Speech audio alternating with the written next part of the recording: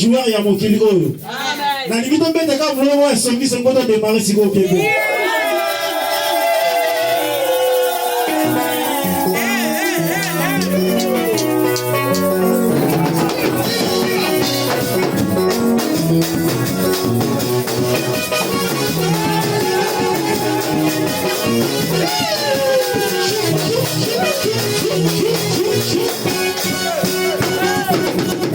If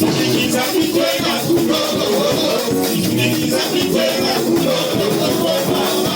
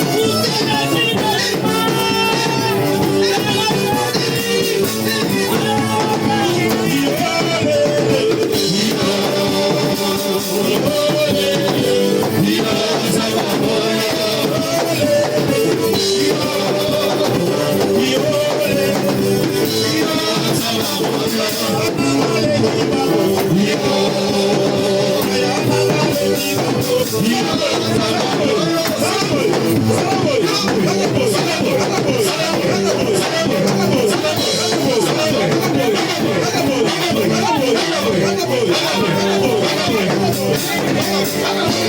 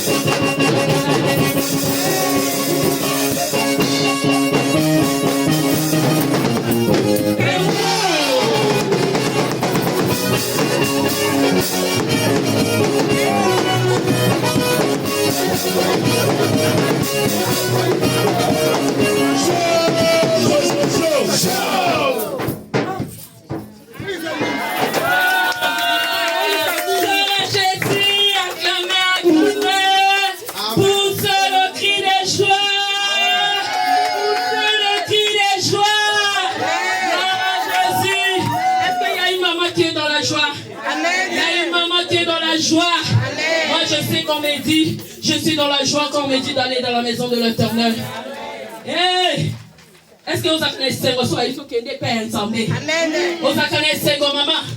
Vous avez vraiment des sentiments? C'est l'heure d'aller dans l'église. C'est l'heure d'aller chercher le Seigneur. C'est l'heure d'aller dans la maison de l'Éternel.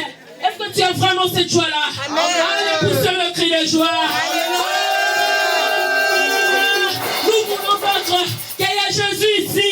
Est-ce que la maman m'a découvert tombe à Jésus à vide? Maman, elle a fait ça. Asa awa. Quelqu'un m'a Jésus à vide. On m'a dit, allez leur dire, Jésus est ressuscité. Il y a une maman. Il y a une maman.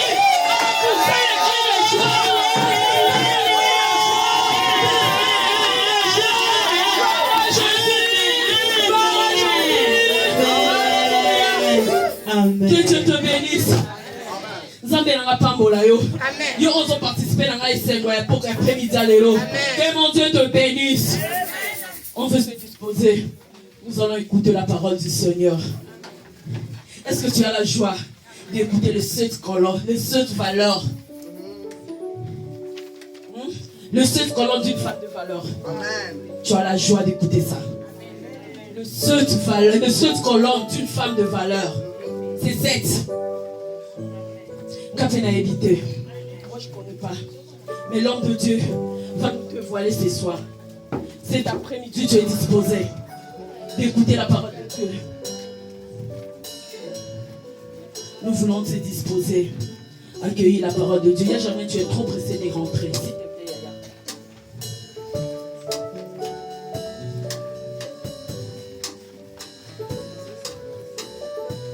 S'il te plaît, Yaya, s'il te plaît.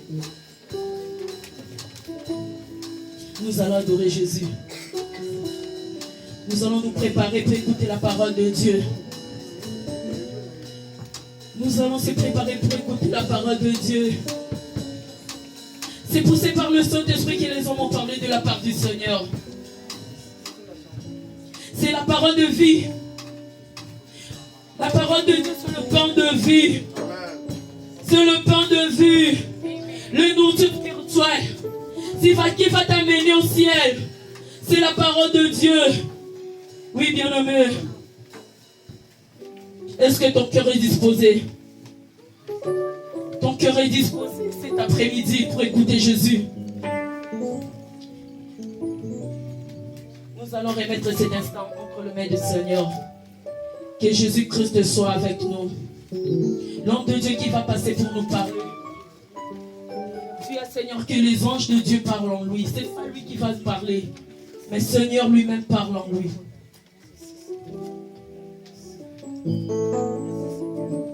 Oh Jésus,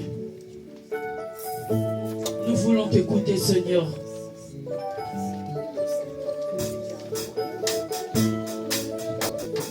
Pour toi je vais.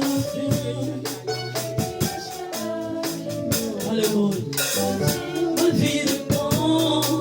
Je t'aime, je t'adore. Je t'aime, je t'adore. Je t'aime, Seigneur, je t'adore. Tu as mis fin au rêve de mes souffrances, ainsi que dans mes errances, dans le mauvais jour et devant tout bien de vie. En toi je me confie. Et quand je crie Shaddai, tu me réponds. Que toi ma vie ne prend. Je t'aime, je t'adore. Je t'aime, je t'adore. Je t'aime Seigneur, je t'adore. Seigneur, nous t'aimons. Seigneur, nous t'aimons Jésus. Nous voici devant toi, Adonai. Nous voici devant toi, le Tout-Puissant. Nous sommes disposés, Jésus. Nous voici devant toi, Israël. Nous voici devant toi, les chevaux d'Israël. Nous voici devant toi, Seigneur. Nous voulons t'écouter cet après-midi, Seigneur. Nous voulons t'écouter cet après-midi, Adonai. Nous voulons voulons t'écouter cet après-midi, Adonai. Reste avec nous, Seigneur. Que tes saints anges soient en service de mission, Seigneur, pour sécuriser cette culte, Seigneur. Nous voulons faire un culte agréable devant toi. Nous voulons te donner une parfaite honneur devant toi, Jésus. Nous voulons te remettre cette culte, Adonai. Nous venons te le remettre. Sois le maître de cette culte, Seigneur. Sois le maître de cet instant, Seigneur. Jésus, cet instant, Seigneur, nous voulons te voir, Seigneur. Nous voulons te voir, Adonai. Jésus, nous voulons manger le steak de la nourriture spirituelle.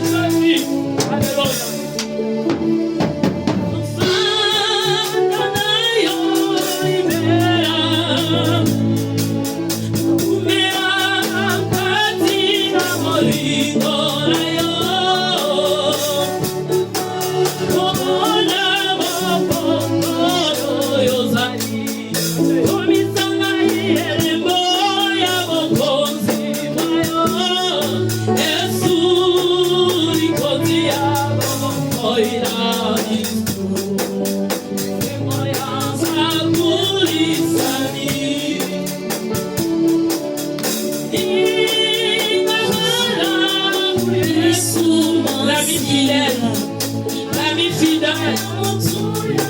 Merci Jésus.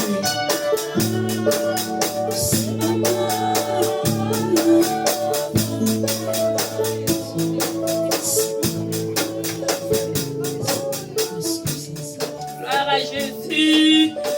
Nous allons pousser le cri de joie. Et moi, je serai à cité. Nous allons ma papa.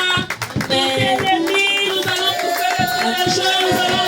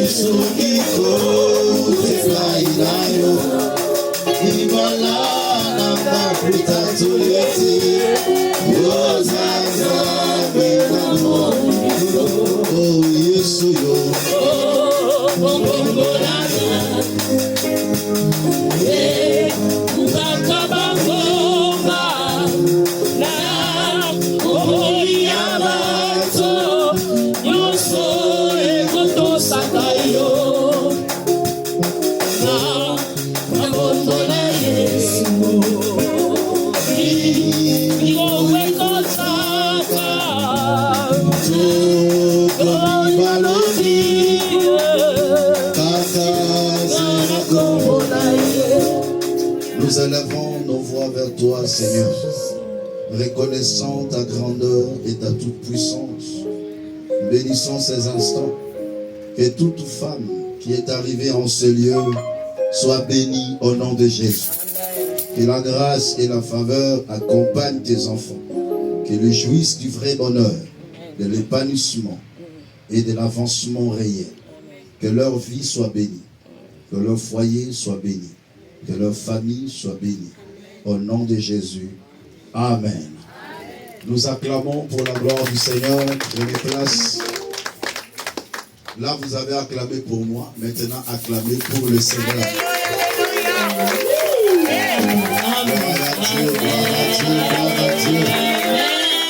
Gloire au Seigneur. Merci, prenez place. Saluons-nous les uns les autres avec amour, avec joie. Que la paix du Seigneur soit avec vous.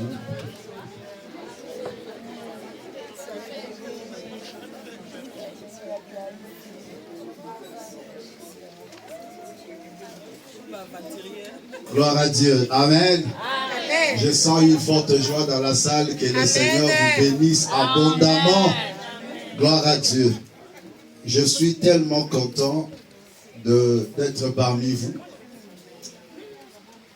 Que la paix et la grâce soient avec vous. Amen.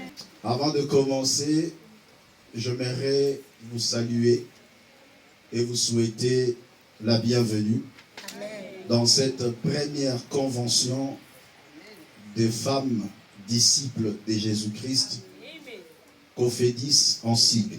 Amen. Ça sera une grande vision pour toutes les femmes et cela nous permettra d'accompagner la femme parce que même dans le monde on le dit, éduquer une femme c'est éduquer toute une nation. Donc une femme qui est bien éduquée, derrière elle nous aurons des enfants bien éduqués, nous aurons des maris bien éduqués. Et ça c'est une grande bénédiction pour nous. Amen. Amen. Donc vous êtes comme, je peux dire, des fournisseurs de bonnes personnes dans la société. Amen. Et tu dois nous produire de bonnes personnes. Regarde la maman qui est à côté de toi, dit produis-nous de bonnes personnes. Produis-nous de bonnes personnes. Voilà. Cependant, tu ne peux pas produire une bonne personne si toi-même tu ne l'es pas. Donc tu dois d'abord être une bonne personne avant de nous produire de bonnes personnes. Donc ton mari ne sera pas une bonne personne si toi tu n'es pas une bonne personne. Tes enfants ne seront pas des bonnes personnes si toi tu n'es pas une bonne personne. Voilà pourquoi aujourd'hui, supportez-moi. Ah. Aujourd'hui, supportez-moi vraiment. Je serai trop dur, mais supportez-moi. Parce que je sais que dans cette dureté, on va corriger beaucoup de choses par la grâce du Seigneur. Amen. Mais en tant qu'un bon père, je serai toujours limpide. Et avec beaucoup de douceur. Alléluia. Amen. Très important de savoir. Avant de commencer, je suis très honoré de vous présenter une personne qui est très spéciale pour moi et qui est d'une grande bénédiction pour nous tous qui nous sommes ici. Alléluia. Amen. Ça fait 16 ans que j'ai été invité en Côte d'Ivoire. C'était en 2009, au mois de mai. Je suis arrivé en Côte d'Ivoire le 31 mai et j'ai quitté la Côte d'Ivoire, je crois, vers fin août, si je ne me trompe pas. Donc j'avais fait pratiquement 2 mois et demi en Côte d'Ivoire. Et c'est ce couple pastoral qui m'a reçu. Donc c'est le pasteur qui va nous prêcher demain, le pasteur Amadou Kamagaté, qui a une très grande église, un homme très humble, très effacé, mais très efficace et très béni par l'Éternel. Mais quand sa femme a vu l'affiche, elle dit, je ne peux pas manquer. Amen. Parce que quand j'étais en Côte d'Ivoire, on avait organisé une grande activité de femmes pendant 3 jours. Et je vous assure, l'église était plein et archi plein de femmes, jusqu'à ce que le pasteur dit, mais ce sont des mamans que j'ai seulement ici. Alléluia. Amen. Nous avions fait 3 jours et j'ai parlé de ce même thème. Et là, je l'avais nommé les 7 piliers d'une femme extraordinaire. Ça fait combien? Ça fait 16 ans. Donc pour dire que ce thème a été mûri, enrichi et développé davantage. Et aujourd'hui, je suis dans la joie parce que maman m'a dit, je serai là.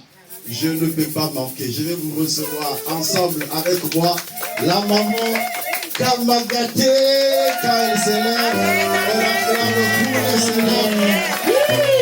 Elle va nous dire avec un bonjour. Alléluia. Cette maman a préparé pour moi pendant 2 mois et demi. J'étais devenu comme ça. Alléluia. Je vous assure, j'ai ajouté même 15 kilos. Alléluia. J'étais trop petit quand je suis arrivé. Quand je suis rentré, tout le monde m'a oublié. Quoi. Maman, nous sommes très heureux. Comme nous on dit, à quoi bas. Donc nous vous recevons avec joie et avec amour. Un petit mot. Alléluia. Est-ce qu'il y a des femmes merveilleuses ici? Est-ce qu'il y a des femmes merveilleuses ici? Alléluia. Alléluia. Moi, je suis vraiment dans la joie. Je suis très honoré et très comblé. Comme l'homme de Dieu l'a dit, on s'est connus il y a plus de 10 ans. Il n'était pas gros comme ça. Et puis, tenez-vous tranquille, il n'était pas aussi marié. Lorsque nous sommes arrivés, vraiment j'ai été très surprise et agréablement surprise d'entendre qu'il a eu 4 progénitures. En tout cas, j'ai béni le Seigneur. J'ai vu sa très belle, charmante épouse dans la photo. Mais aujourd'hui, j'ai la vois physiquement. En tout cas, elle est très charmante, que le Seigneur te bénisse. Il faut dire que l'évangéliste, c'est un homme choisi de Dieu. C'est un homme oint de Dieu. C'est un appelé de Dieu. En tout cas, vous avez un bon papa. Un très bon papa. Et vous êtes bénis. Et quant à vous les femmes, le thème qu'il va traiter est tellement bon, est tellement important que moi-même j'ai dit, je vais venir encore écouter. Parce que lorsqu'on mange une nourriture, quand la nourriture est bonne là, souvent on reprend la même nourriture. Donc c'est ce que je suis venu faire. Vous êtes merveilleuses, que le Seigneur vous bénisse. Gloire à Dieu. Merci beaucoup, maman. Ah, maman Kamagaté. Non, je l'aime beaucoup. Je l'aime beaucoup. J'ai mangé à Tchéké, j'ai mangé foutou, j'ai mangé sauce grêle. Ah non. Tout là. Non, c'est merveilleux. Ils ont une diversité de la nourriture, je t'assure. Ah, je ne sais pas l'année passée si je vais venir là-bas, si je vais rentrer. Oh, mère, ne t'en fais pas. Il était d'ailleurs seul, il n'était pas resté maintenant. Gloire à Dieu. Est-ce que nous sommes prêtes pour écouter la parole de Dieu? Amen. Prions, Seigneur, merci pour ce moment de la parole. Parle au cœur d'une femme et restaure une femme. Au nom de Jésus. Amen. Les 7 colonnes de la femme de valeur. Pourquoi j'ai appelé ça colonne? Parce que vous savez, ensemble avec moi, que c'est la femme qui bâtit.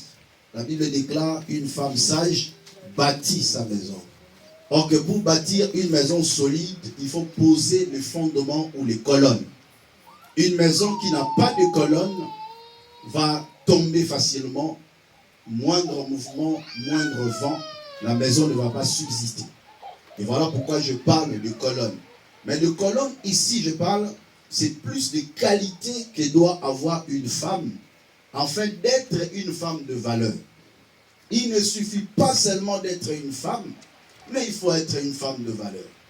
Tu peux être une belle femme, une jolie femme, mais sans pour autant être une femme de valeur.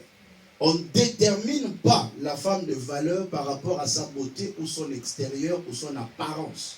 Mais c'est par rapport à des qualités internes que cette femme possède. Et ça, c'est très important. On peut trouver de belles femmes, sinon, si c'était seulement à cause de la beauté, je ne crois même pas qu'il y aura un homme qui peut abandonner une très belle femme pour aller prendre une autre. Et ça n'a rien à voir avec tout cela. Gloire à Dieu. Ruth, chapitre 1, verset 9. Je vais poser les bases et les objectifs de cet enseignement. Pourquoi je dois insister sur les 7 colonnes d'une femme de valeur? Parce que, à cause de ce verset, Ruth chapitre 1 verset 9, il est écrit, c'est Naomi qui parle à ses belles filles, que l'Éternel vous fasse trouver à chacune du repos dans la maison des maris. Et il le baisa, et elles élevèrent la voix et pleurèrent. Que l'Éternel vous accorde à chacune du repos dans la maison de mari. Et ça, c'est ma prière que je fais à toute femme. Que tu sois mariée ou pas, que l'Éternel te fasse trouver du repos dans la maison des maris. Parole du Seigneur. Bien-aimé, chaque femme doit comprendre que si la maison de l'homme est une maison du repos, cela ne dépend pas d'abord de l'homme. Ce n'est pas l'homme d'abord qui impose le repos dans sa maison, mais cela dépend des qualités que la femme possède pour amener le repos dans sa maison. Dans le foyer, la femme a un très grand rôle à jouer. Parce que quand on l'appelle déjà bâtisseuse, une femme bâtit sa maison, donc c'est qu'elle a un grand rôle à jouer. Même en termes de commencement, lorsque Dieu crée la femme, il dit, créons l'homme à notre image, mais quand il a regardé que l'homme était seul, il dit, il n'est pas bon que l'homme soit seul. Je lui ferai une aide semblable. L'objectif de la création de la femme, c'est être une aide. Cependant, l'aide travaille toujours plus que l'initiateur. Ça, c'est ce que vous devez savoir. L'aide travaille toujours plus que l'initiateur. Donc, pour dire que, pour qu'il y ait le repos, la paix, l'épanouissement, c'est la femme qui doit travailler plus que l'homme. Donc, tu as une grande part de responsabilité pour que ton foyer soit un lieu de repos. Tu peux te décider que ma maison sera une maison de repos et ça le sera. Mais si tu ne sais pas te décider que ta maison soit une maison de repos, ça sera aussi une maison de trouble. Et je ne souhaite pas que ta maison soit une maison de trouble. Pourquoi? Parce que tu es vulnérable. À chaque fois qu'il y a trouble dans une famille, c'est la femme qui est vulnérable. Tu as un grand rôle à jouer, mais quand il y a un dégât, tu es aussi le premier à être vulnérable. C'est-à-dire, tu es trop affecté lorsqu'il y a un problème dans ta maison. D'où tu dois prendre conscience que j'ai un rôle à jouer et je dois m'élever pour ma maison. Amen. Voici les 7 colonnes. Premier point, je vais commencer par ça parce que l'Esprit m'a poussé de commencer par ce premier point. Une femme de valeur doit avoir la pensée d'entrepreneuriat. C'est une femme entreprenante. Je pars toujours de l'idée que la femme est une aide semblable de son mari. Et elle doit toujours avoir cette pensée d'entrepreneuriat.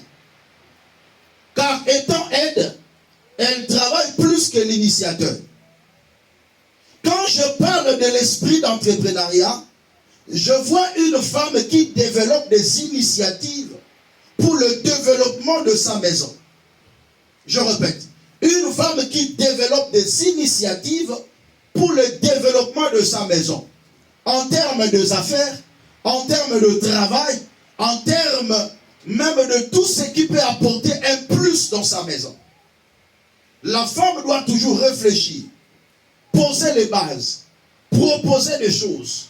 Et elle doit être une femme battante pour la survie de sa maison.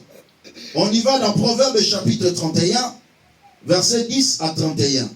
Je vais aller un peu très vite parce que j'ai beaucoup à dire. Qu'est-ce que je fais aujourd'hui? Aujourd'hui, je ne fais que poser de base. Mais ce grand thème sera développé au fur et à mesure que nous allons avancer par la grâce. On aura des conventions, des grandes conventions, mais on aura aussi des mini-cultes pour des femmes où on va développer ces choses en atelier. Et ça sera une grande bénédiction pour les femmes. Proverbe chapitre 31, nous allons lire à partir du verset 10. Là, on nous parle du caractère entrepreneurial d'une femme de valeur. On parle bien ici de la femme de valeur, non pas une femme tout court. La première question est posée. Qui peut trouver une femme vertueuse? Une femme vertueuse veut dire une femme de valeur. Quand on pose une question, c'est que ce n'est pas facile. Ce n'est pas facile de trouver une femme vertueuse. Car elle a bien plus de valeur que le perle. Cette femme a plus de valeur que les bijoux, que les biens précieuses. La femme de valeur. Qui peut le trouver? Qui peut trouver une femme de valeur? Le cœur de son mari a confiance en elle. Et les produits ne lui feront pas défaut. Elle fait du bien. Elle lui fait du bien. Et non du mal tout le jour de sa vie. La femme vertueuse fait du bien à son mari tout le jour de sa vie. Elle se procure de la laine et du lait. Et travaille d'une main joyeuse. L'esprit d'entrepreneuriat nous pousse dans le travail. Elle est comme un navire marchand. Elle amène son pain de loin. Elle ne mange pas le pain de presse. Elle amène son pain de loin. Elle n'attend pas tout de son mari. Mais c'est une femme qui développe des initiatives et elle produit aussi dans sa maison. Elle apporte sa part, sa contribution pour l'épanouissement et le développement de sa maison. Et comme vous le savez, ici en Europe, si la femme n'arrive pas à épauler son mari, le foyer ne va pas bien marcher. Donc nous sommes là aussi en train de vous encourager dans ça. Elle se lève lorsqu'il est encore nuit, c'est-à-dire vers 5 heures, pendant qu'il est encore nuit. C'est là où le temps où la femme se lève. Toi, tu te lèves à quelle heure? 9 heures, 10 heures. Tu dors tellement que tu as oublié même que les enfants partent à l'école. La femme se lève toujours le matin, très tôt le matin, lorsqu'il fait encore sombre. On appelle ça dans le lever du jour, vers l'aurore. Pendant que le matin va se lever, le ciel se noircit un peu. C'est ce moment-là que la femme se lève. Et elle donne la nourriture à sa maison. Et la tâche à ses servantes. Elle pense à un champ et elle l'acquiert. Du fruit de son travail, elle plante une vigne. Elle sent de force ses reins et elle affermit ses bras. Elle sent que ce qu'elle gagne est bon. Sa lampe ne s'éteint pas pendant la nuit. Ça, c'est la femme entrepreneuse. Une femme battante. Elle pense, elle a des initiatives. Elle est comme un navire marchand. Vous savez, les navires qui prennent des marchandises de point X au point Y. Elle réfléchit sur les choses. Comment faire pour pallier à l'insuffisance qui est dans ma maison? Elle sent que ce qu'elle gagne est bon. Sa lampe ne s'éteint pas pendant la nuit. Elle met la main à la quenouille et ses doigts tiennent le fuseau. Elle tend la main au malheureux. Elle tend la main à l'indigent. Elle ne craint pas la neige pour sa maison, car toute sa maison est vêtue de cramoisis. Elle se fait des couvertures, elle a des vêtements de fin et de pourpre. Même son mari est considéré aux portes lorsqu'il siège avec les anciens du pays. Une femme entrepreneuse donne la valeur à son mari. Le fait que tu es une femme battante, ton mari sera honoré. Pendant qu'il siège avec les gens, on dira non, cet homme a une bonne femme. Qu'il en soit ainsi pour toi au nom de Jésus. Elle fait des chemises levant et elle livre des ceintures aux marchands. Elle est revêtue de force et de gloire et elle se rit de l'avenir. Elle voit l'avenir est glorieux. Elle ouvre la bouche avec sagesse et des instructions aimables sont sur sa langue. Elle veille sur ce qui se passe dans sa maison et elle ne mange pas le pain de paresse. Elle ne mange pas le pain de paresse. Le pain de paresse, c'est comme la café. C'est le pain de paresse. Alléluia. C'est le pain de paresse. Tu vas te battre pour ça. Non. Ne te bats pas pour le pain de paresse. Cherche ton pain. Regarde, dis à ton frère, cherche ton pain. Il y a même des gens qui divorcent à cause de pain de paresse là. Tu te bats avec ton mari à cause du pain de paresse.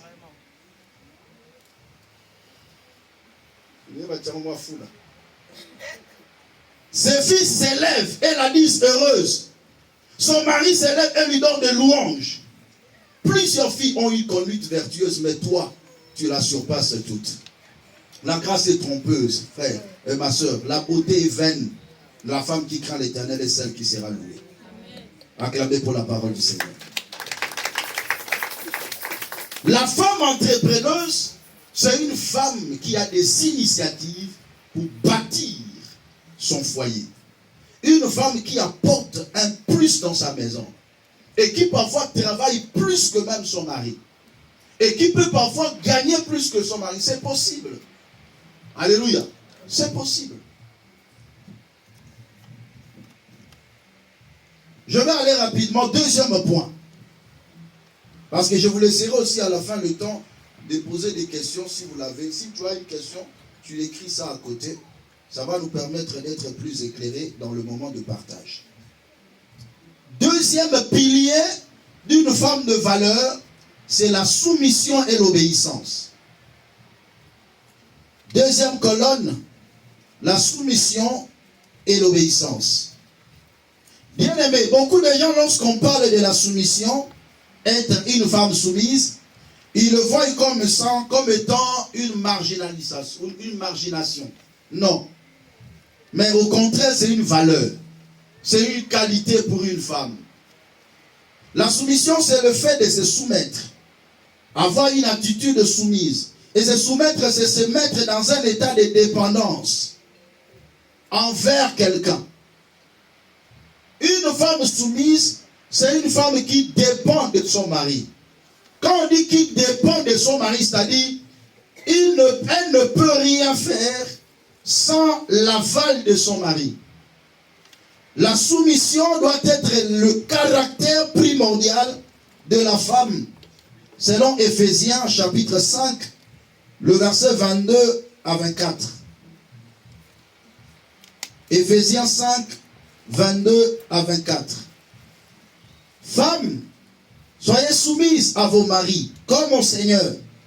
Car le mari est le chef de la femme, comme Christ est le chef de l'Église, qui est son corps et dont il est sauveur. Or, de même que l'Église est soumise à Christ, les femmes aussi doivent l'être à leur mari en toutes choses. Je disais que la soumission n'est pas l'esclavage. La soumission n'est pas l'emprise. Mais la soumission, c'est une marque de valeur qu'une femme accorde à son mari. Qu'avant de faire quelque chose, elle doit avoir l'aval de son mari. C'est ça, cette dépendance. Dieu a dit à l'homme, il a dit plutôt à la femme, tes désirs se porteront vers ton mari et il dominera sur toi. Si on prend la domination en termes bruts, c'est la restriction de la liberté d'autrui. C'est-à-dire une personne qui est dominée n'a pas la totalité de sa liberté. Donc c'est-à-dire avant de faire quelque chose, il demande ou elle demande d'abord l'aval de l'autre personne. Mais Dieu, dans sa dimension de grâce, a fait que la femme, la soumission de la femme auprès d'un mari doit être naturelle. Ça ne doit jamais être quelque chose qu'on doit forcer. Si pour une femme, la soumission devient un forcing, c'est qu'il y a un problème.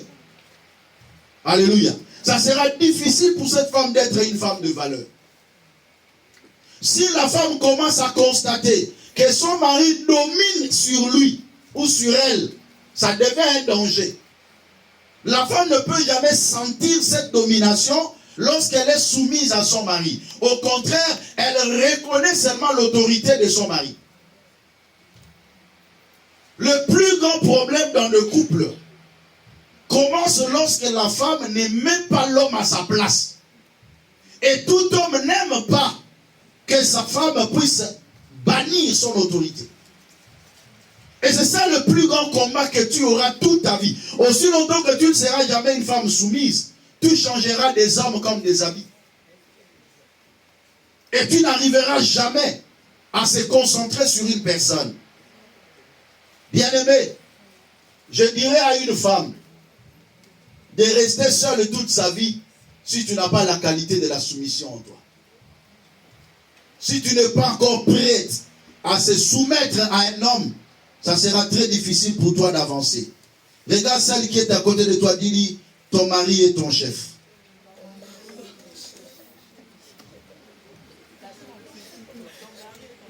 Il n'existe jamais de parité dans un foyer. La parité existe dans le lieu professionnel. S'il vous plaît, suivez-moi. Dans le lieu professionnel, on parle de la parité. Parce que nous tous, on peut faire le même travail. Très bien. Mais dans le foyer, on ne peut jamais parler de la parité. Même si tu gagnes plus que ton mari, ne parle jamais de la parité dans le foyer. Il y a des foyers qui ne peuvent jamais réussir parce que ça devient comme un monstre, conduit par deux têtes. Tout ce qui est connu par deux têtes devient un monstre.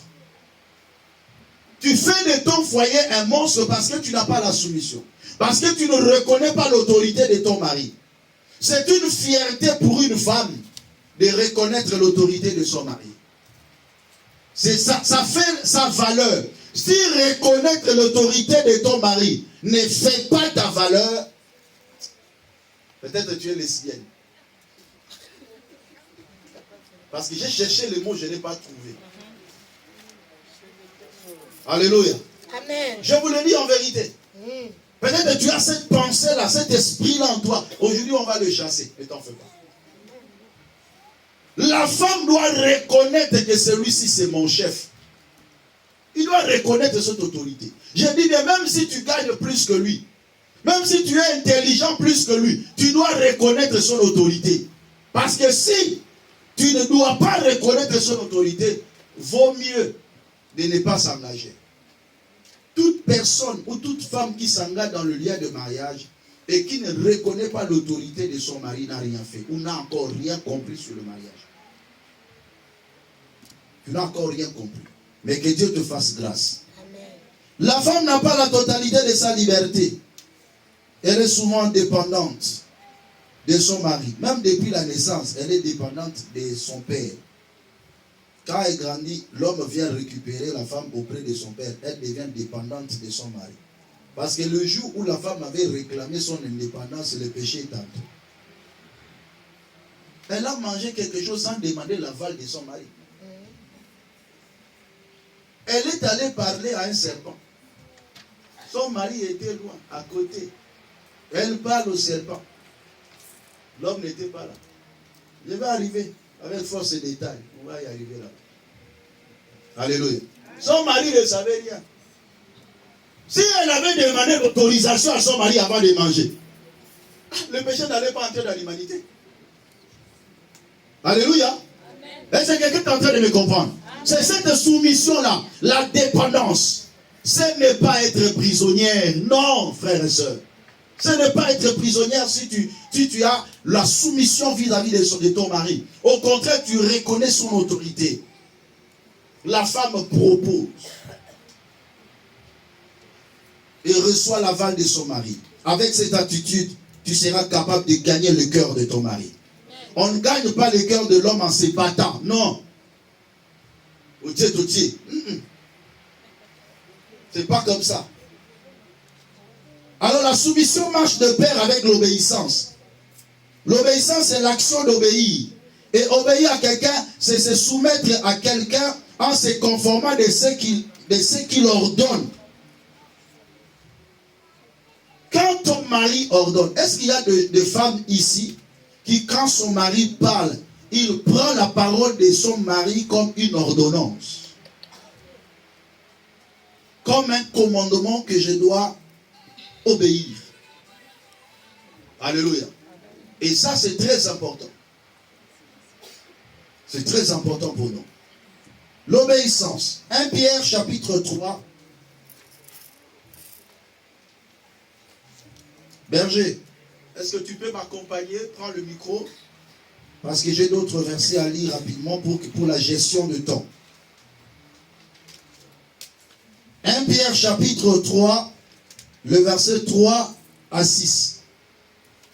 Je vais lire la parole de Dieu et le berger va m'aider avec Esther 1. 1 Pierre 3, 3 à 6. La Bible déclare: et non cette parure, je vais commencer au verset 1er pour une bonne compréhension. 1 Pierre chapitre 3, verset 1 à 6. Femmes, soyez de même soumises à vos maris, afin que si quelques-uns n'obéissent point à la parole, ils soient gagnés sans parole par la conduite de leur femme. La conduite d'une femme peut gagner le cœur de son mari. Un homme qui était trop dur, tu peux le remettre, il devient même tout à cause de ta conduite. En voyant votre manière de vivre chaste et réservée, et non cette parure extérieure qui consiste à des cheveux tressés, des ornements d'or, des habits qu'on rêvait, mais la parure intérieure est cachée dans le cœur, la pureté incorruptible d'un esprit doux et paisible qui est d'un grand prix devant Dieu. Ainsi séparées autrefois les saintes femmes qui espéraient en Dieu, soumises à leur mari, comme Sarah qui obéissait à Abraham et l'appelait son Seigneur. C'est d'elle que vous êtes devenus les filles en faisant ce qui est bien, sans vous laisser troubler par aucune crainte. La femme qui est soumise a la facilité d'obéir. Les recommandations d'un homme doivent être des ordonnances, des ordres que tu dois obéir. Alléluia. Amen. Certes, on peut se dire, mais pasteur, je ne peux pas tout obéir. Et s'il est dans l'erreur? S'il est dans l'erreur, ta soumission et ton obéissance fera de le rappeler à la raison. Et une femme soumise attend le moment favorable pour ramener le cœur de son mari à la raison. Parfois, l'homme ne va pas accepter tout de suite ou dire, d'accord, excusez-moi, à cause un peu de l'ego humain ou de l'homme, mais au moins, lorsque toi tu fais très bien ta part de responsabilité, il reviendra à lui-même et il dira, ma femme a raison. Esther chapitre 1 verset 10. Esther chapitre 1 le verset 10. Tu descends petit à petit.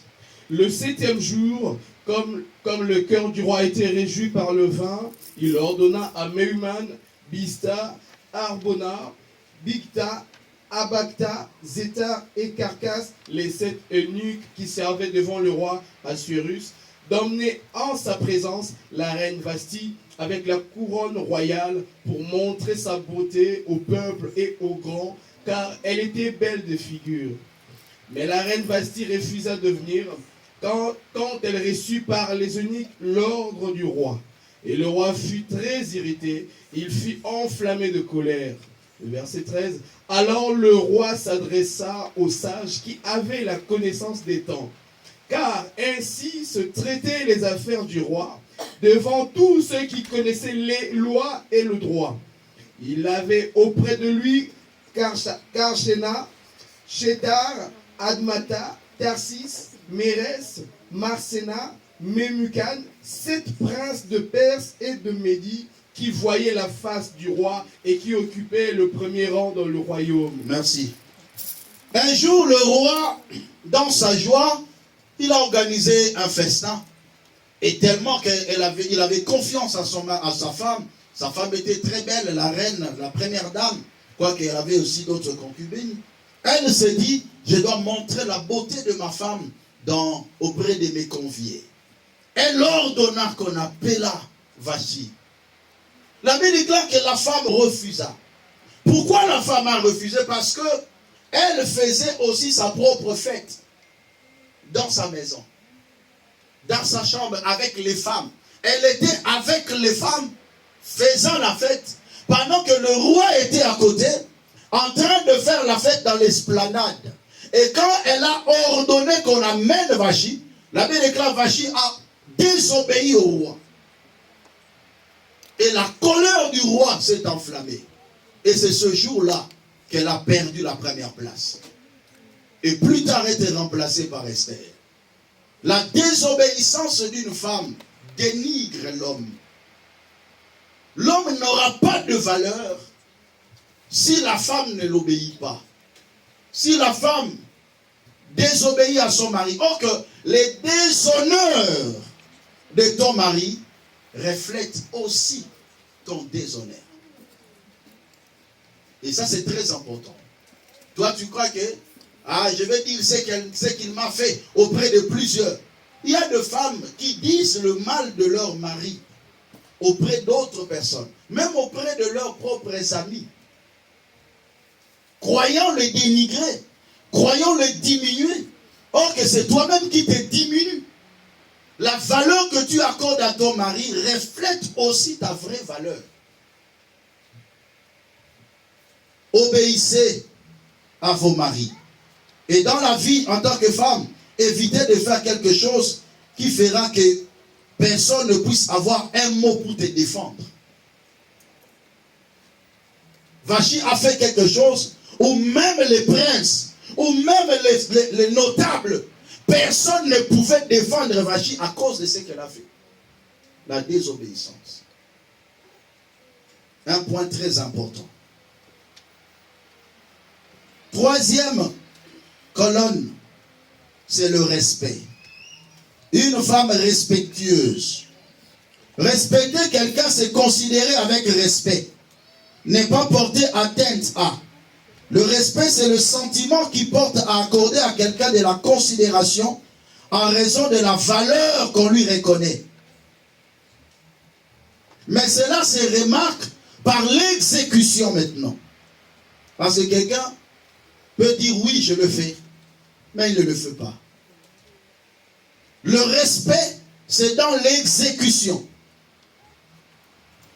Est-ce que tu exécutes les ordres de ton mari, reconnaissant qu'il est chef? Il y a d'autres fois, même quand son mari parle là, il s'en fout. Il fait ce que bon lui semble là. C'est comme s'il ne le calcule même pas. Tu le fais, oui, c'est bien bon. Mais nous devons savoir que ce que nous lisons ici, ce sont des recommandations de Dieu.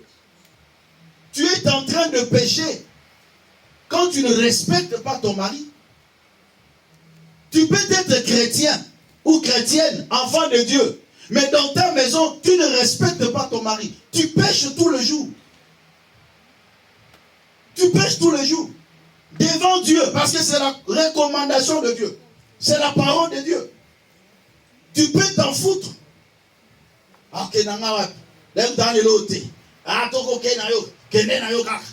Mais bien sûr, c'est bien bon. On est dans un pays où tu peux vivre mieux, même sans l'homme. Qu'on se le dise. Alléluia. Qu'on se le dise. Même sans l'homme, tu peux vivre. Tu ne vas pas mourir. On le sait. Mais alors, pourquoi tu as commencé? Pourquoi tu as choisi cet homme? Pourquoi tu as accepté d'épouser cet homme? Pourquoi tu as accepté de le rapprocher auprès de toi si tu ne sais pas que tu n'es pas encore prête à lui obéir ou à le respecter? À quoi bon de dire oui à une personne? Quand on dit oui, voilà, avec aussi des hommes là, veux-tu m'épouser? Avec des histoires là de falferie que vous avez ramassées en Occident là. N'importe quoi. Vous allez le voir maintenant.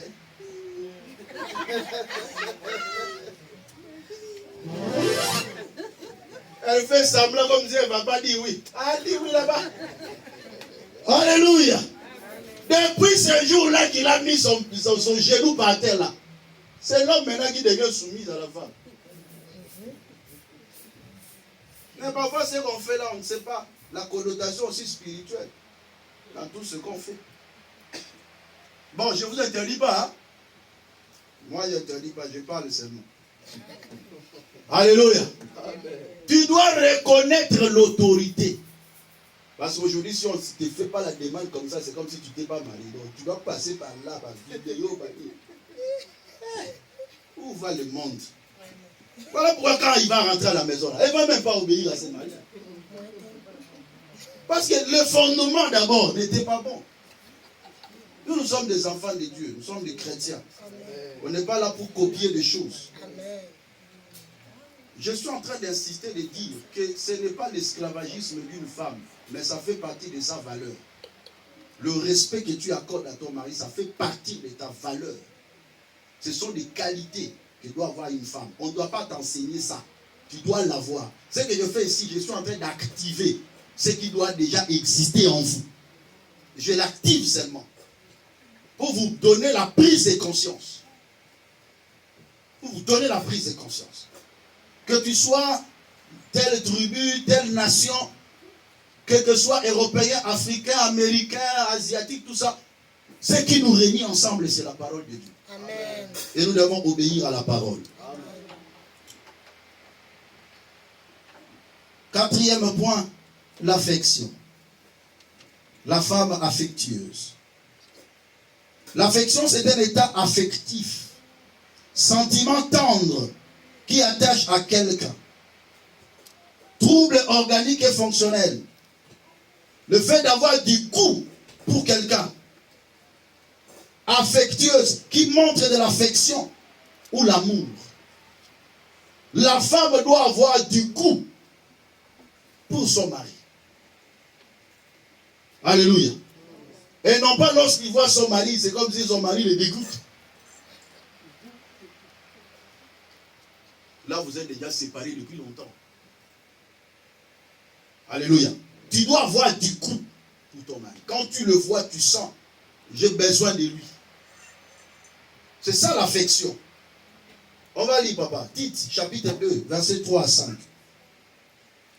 La femme affective est celle qui traduit son amour par les actes. Elle cherche à plaire à son mari, à lui faire du bien et non du mal. Comme on venait de le dire, une vertueuse fait du bien à son mari.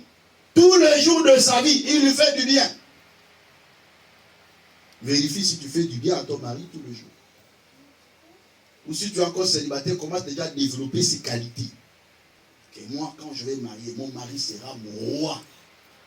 Comme Sarah qui appelait son mari son Seigneur. Tu lui donnes cette valeur. Les hommes aiment comme ça. N'allez pas vous bagarrer. Allez-y, papa. Oui, versets 3 à 5. Tite 2, 3 à 5. Dit que les femmes âgées doivent aussi avoir l'extérieur qui convient à la sainteté, n'être ni médisantes, ni à donner au vin, qu'elles doivent donner de bonnes instructions dans le but d'apprendre aux jeunes femmes à aimer leur mari, et leurs enfants, à être retenues chastes, occupées aux soins domestiques, bonnes, soumises à leur mari, afin que la parole de Dieu ne soit pas blasphémée. Dites aux femmes âgées, à dire aux jeunes femmes, à aimer leur mari. Alléluia. Et c'est ça le travail que vous allez vous faire. On va inviter des femmes âgées qui viendront pour vous enseigner à aimer vos maris. Continuez encore cette partie-là. Il y a quelque chose qui me tient à cœur là. Que je continue? Oui, à aimer leur mari, à s'occuper des soins domestiques, à être retenu chaste, occupé aux soins domestiques, bonnes, soumises à leur mari, on le répète encore, afin que la parole de Dieu ne soit pas blasphémée. Ah, donc quand on n'est pas soumis à son mari, tu blasphèmes la parole de Dieu. Quand tu t'abonnes pas aux soins domestiques, tu blasphèmes la parole de Dieu. Quand tu n'aimes pas ton mari, tu blasphèmes la parole de Dieu. C'est la parole, nous le lisons ensemble. Alléluia. Aujourd'hui, oubliez un peu les papas. Je ne suis pas avec les papas ici, je suis avec vous. Oubliez les papas. Parce que dans ta tête là, même si j'ai fait ça, il m'a fait comment, oublie ça.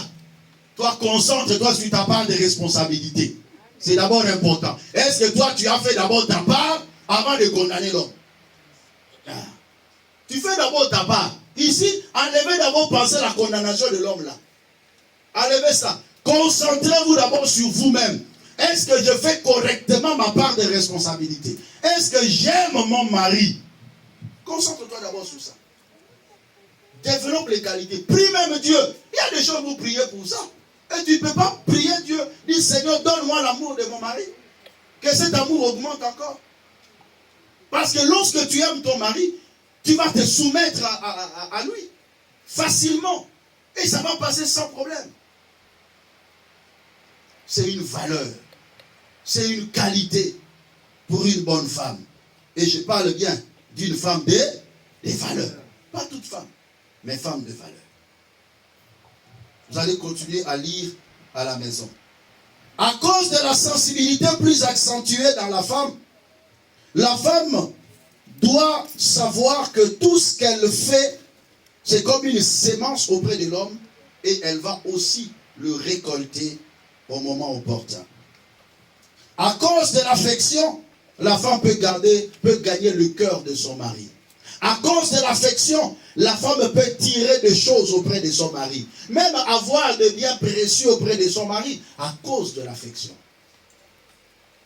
Si Samson a pu ouvrir son cœur vis-à-vis de Delilah, mais parce que Delilah, malgré que c'était mascarade, lui a monté de l'amour.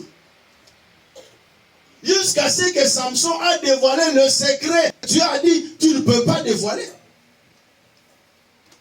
L'amour est une puissance. Alléluia. Le cœur de la femme qui aime, mais c'est un filet. Ses mains sont des pièges. Alléluia. La femme peut arrêter quelqu'un, désorienter quelqu'un à cause de l'amour. Quand une femme te donne l'amour, il te désoriente ou elle te désoriente.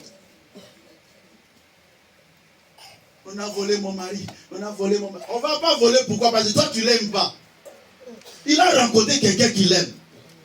Donne l'amour à ton mari, que même si une autre femme voulait lui donner, mais il se rappelle toujours, non, ce que je reçois là, c'est plus fort que moi-même. Hein? Samson était dorloté. Jusqu'à ce que Samson commence à faire sortir des secrets. La Bible déclare, elle l'endormit sur ses genoux, sur ses cuisses. Elle commençait à le parler. Et Samson n'avait plus la possibilité de se retenir. Elle dit le rasoir. Il n'est jamais passé sur. Qui l'a? La femme. Yes. Le cœur de la femme est un piège. Ses mains sont des filets. Voilà pourquoi lors de la résurrection, quand le Seigneur n'était pas encore monté, il a rencontré cette femme et elle a dit, ne me touche pas. À suivre. Je n'ai rien dit. Le Seigneur a dit à la femme, ne me touche pas. Vous savez pourquoi? 5e colonne. Je n'ai pas encore parlé. Hein? Je veux parler. 5e colonne, la fidélité. Ah, une femme fidèle. La fidélité, c'est la qualité d'une personne fidèle à quelqu'un. Constance dans le sentiment ou les relations. On reconnaît la fidélité d'une femme, non pas seulement d'abord quand elle va auprès d'un autre mari, mais c'est quand elle commence à ne pas aimer son mari lorsqu'elle commençait à l'aimer. De la même manière, quand tu commences à diminuer l'amour de ton mari, l'infidélité commence par là. Parce que la fidélité, c'est la constance dans l'amour. La constance dans la relation. Mais il faut que ce qui devait grandir diminue. Non, tu dois faire un effort. Tu dois faire un effort. Il y a quelqu'un qui s'est dit dans son cœur là, il m'a fait beaucoup de mal. Il m'a fait beaucoup de mal, pasteur. Vraiment. Mais tu ne sais pas que l'amour couvre une multitude de péchés. Amen. Est-ce que c'est moi qui l'ai dit? Non. C'est la parole de Dieu. Oh, je ne le sens plus. L'infidélité commence par là. Tu ne le sens plus comment? Tu deviens infidèle. Avant même d'arriver à l'acte de l'infidélité, l'infidélité commence déjà par là. Quand tu n'es plus constante dans l'amour vis-à-vis de ton mari.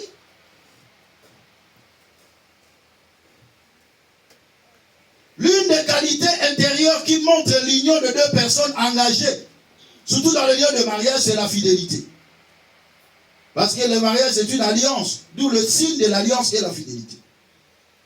Car la femme est unie, est liée même à son mari, par le lien de la fidélité. L'infidélité crée un grand déséquilibre dans le foyer et entraîne même la mort. Surtout, je dis bien, surtout l'infidélité de la femme entraîne la mort dans le foyer. Il y a des femmes vraiment qui disent, s'il sort, moi aussi je sors. Hé! Mais tu es dangereuse. Alléluia. Tu es dangereuse. On reconnaît l'infidélité de la femme par 3 choses. Je peux parler? Amen. Vous me donnez l'autorisation de parler? On reconnaît l'infidélité de la femme par 3 choses. La première des choses, les yeux. La femme ne peut pas regarder n'importe quel homme comme elle regarde son mari.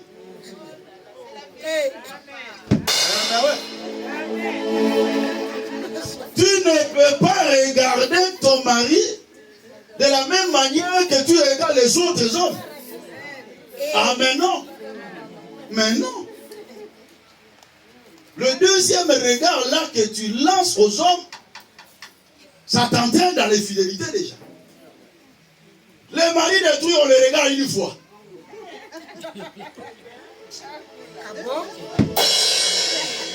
C'est ton mari que tu dois regarder beaucoup.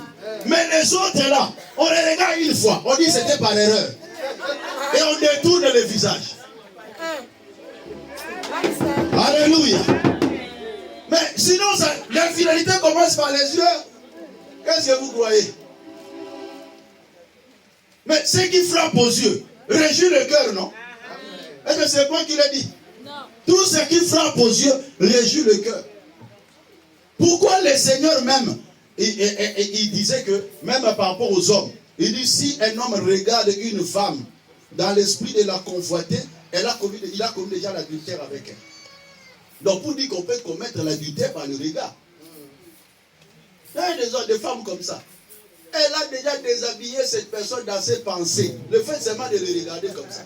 C'est l'infidélité. Ce n'est pas les hommes mais les femmes. Ah, je parle de maman.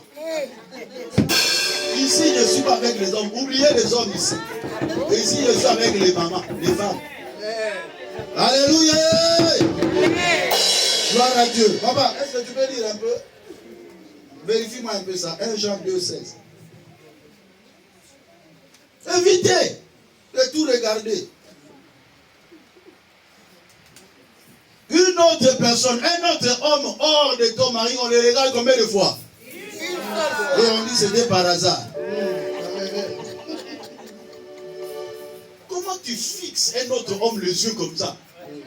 Ah, même les paupières ne bougent pas. Oh là. 1 Jean chapitre 2, verset 16. Le verset 16. Car tout ce qui est dans le monde, la convoitise de la chair, la convoitise des yeux et l'orgueil de la vie, ne vient point du Père, mais vient du monde. Là, ça devient maintenant la convoitise des yeux, qui engendre même l'esprit de voyeurisme. C'est le fait d'incuber un homme dans sa tête, tellement que tu l'as trop regardé, tu l'as incubé dans ton esprit. Et ça entraîne même les maris de nuit. Et je vous dis, ça entraîne les maris de nuit. Il y a des femmes comme ça, elle est avec son mari, mais elle a des maris de nuit. Deuxième point, je vais parler. Amen. Les oreilles. On reconnaît l'infidélité d'une femme par les oreilles. Une femme ne peut pas écouter un autre homme comme elle écoute son mari.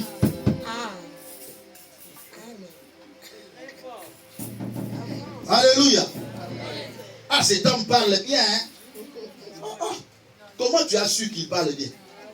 C'est parce que tu as laissé ton oreille être écoutée, être parlée. Et surtout, la grande faiblesse d'une femme, c'est les oreilles. C'est la grande faiblesse d'une femme. Genèse 3, 1 à 6. Ève était tombée pourquoi?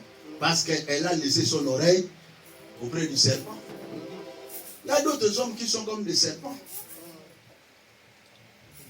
Il enregistre des poèmes, il commence à te les réciter. Oh, tu as joué comme une moitié de grenade. Tu es tendre comme un papier mouchoir. Jolie comme Jérusalem. Belle comme la Belgique. Et quand toi tu entends ça,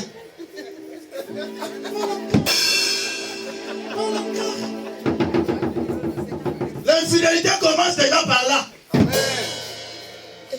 Alléluia. Amen.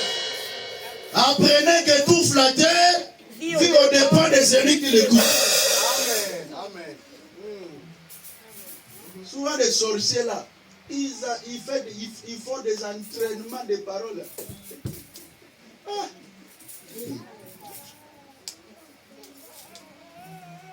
Est-ce que je peux continuer encore? Avance, papa. Aujourd'hui, j'ai dit que je vais parler. Parlez. Je n'ai pas encore commencé de parler. Hein. L'infidélité de la femme se voit par quoi? Les yeux, les oreilles. Et les deux bouches. Hein? Proverbe chapitre 30, verset 20.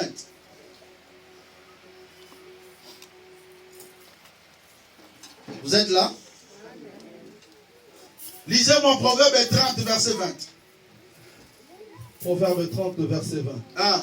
Quelle est la voix de la femme adultère? Quelle est la voix de la femme adultère? Elle mange. Elle mange. Et elle s'essuie la bouche. Elle s'essuie la bouche. Puis elle dit. Et elle dit. Je n'ai point fait de Je mal. n'ai pas fait du mal. De quelle bouche parle-t-on? Reprends encore. Quelle est la voix de la femme adultère? Quelle est la voix de la femme adultère? Elle mange. Elle mange. Et elle s'essuie la bouche. Elle s'essuie la bouche. Puis elle dit. Elle dit. Je n'ai point fait de mal. Je n'ai point fait de mal. Ça, c'est l'adultère.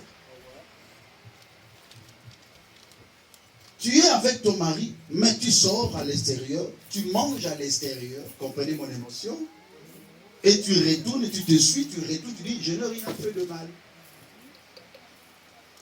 Parce que parfois, on ne peut pas les détecter. Comme la Bible déclare, la trace d'un jeune homme sur une jeune femme, c'est comme la trace d'un serpent sur le rocher. Ça ne laisse pas de traces. Mais une femme adultère, une femme infidèle. Pas de femmes comme ça, au tiers tout tiers. La bouche d'en haut, la femme ne peut pas dire n'importe quelle parole à une autre personne que son mari. Il y a des paroles que tu ne peux pas dire à une autre personne qui n'est pas ton mari. J'ai vu une femme qui a été battue à mort. Tout simplement parce que elle a apprécié un homme en présence de son mari. Je vous le dis. Cette femme a été battue par son mari. Il dit, hey, ça c'est un homme vraiment. Il est beau, il est bien. Son mari a écouté les bagarres comme ça. Elle aussi. Mais on reconnaît l'infidélité par la bouche. Alléluia. Tout ce que tu dis là, il y a des choses que tu ne peux pas dire à une autre personne. Tu ne peux pas, même d'une manière simple, tu ne peux pas vanter un autre homme à côté de ton mari. Tu ne peux pas. Oh. Quel est ce mari sera d'accord quand sa femme est en train de vanter une autre personne à côté de lui? Non, ça ne passe pas. Si tu le feras, fais ça dans ton cœur. Alléluia. Non, mais c'est comme aussi un homme qui vante une autre femme à côté de son mari, à côté de sa femme. Est-ce que toi tu vas accepter ça? Non, tu ne vas pas l'accepter. C'est normal. Parce que pour une femme, l'homme qu'elle a accepté d'épouser est le meilleur homme au monde. Et pour un homme, la femme qu'elle a accepté d'épouser, c'est la meilleure femme au monde.